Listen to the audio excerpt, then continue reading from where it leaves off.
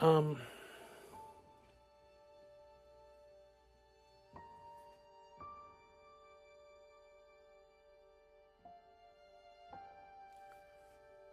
okay, for day three, I watched The Rule of Jenny Penn. And this movie hit me in a way that I really wasn't expecting. And I'll get into the why in a bit, but I'll run through just a quick review. Because like I went in knowing very little. Like I saw the blurb, like Stephen King says, scariest film I've seen this year, that kind of thing. And the artwork that I'd seen is like had John Lithgow and this eyeless doll, and I'm like, okay, John Lithgow fighting scary possessed doll could be interesting.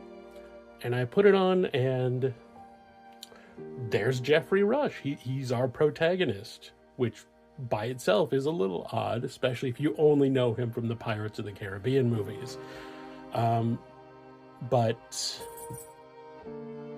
then, like, we see him like have a stroke, like they're in a courtroom, and he's the judge. So that immediately just took this into a direction I was not expecting. And like we don't see Lithgow, I think, for the first like 15-20 minutes. So I kind of forgot about him because this was becoming a much different movie than I had gone in looking for. And then when he shows back up, I was like, oh, right, John Lithgow. And there's a doll thing, so we got to get into that. And it is not at all what I was expecting. We do run into an issue, like it's a narrative device, and I understand it. Like in this story, it makes sense, but we have an unreliable narrator, which is our point of view character, and we can't tell exactly what the cause is. So that is part of the problem. So we can't tell if he's unreliable due to health issues, if it's medication related. It could go a few different ways. If he's just actually losing his grip on reality altogether. And so it, from that point, is actually super effective. And it takes this long, winding road, and it kind of has this metaphor that kind of compares an assisted living community like to prison.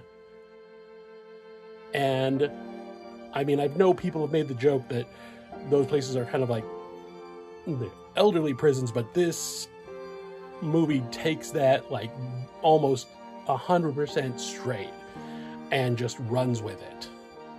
And aside from the bars, really, although there are some of those, surprisingly, it very much looks like a minimum security prison. One of those like white collar places you hear about people who get busted for tax fraud and things like that. But it is a very good movie. It was definitely not what I expected, but I would definitely suggest watching it.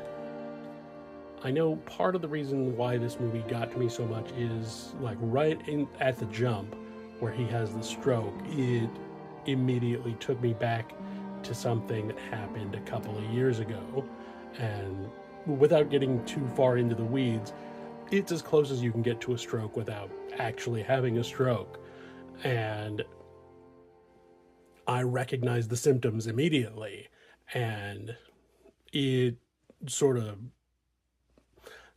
set off something in my brain that just brought all that to the forefront. So I was already primed for everything that was going to come after that.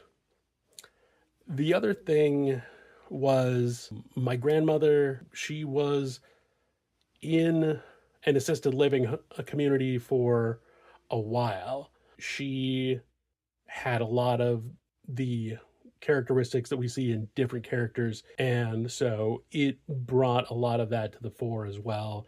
And apparently, unlike Unlike the place my grandma lived, when she got to be too much, they just made us come and get her.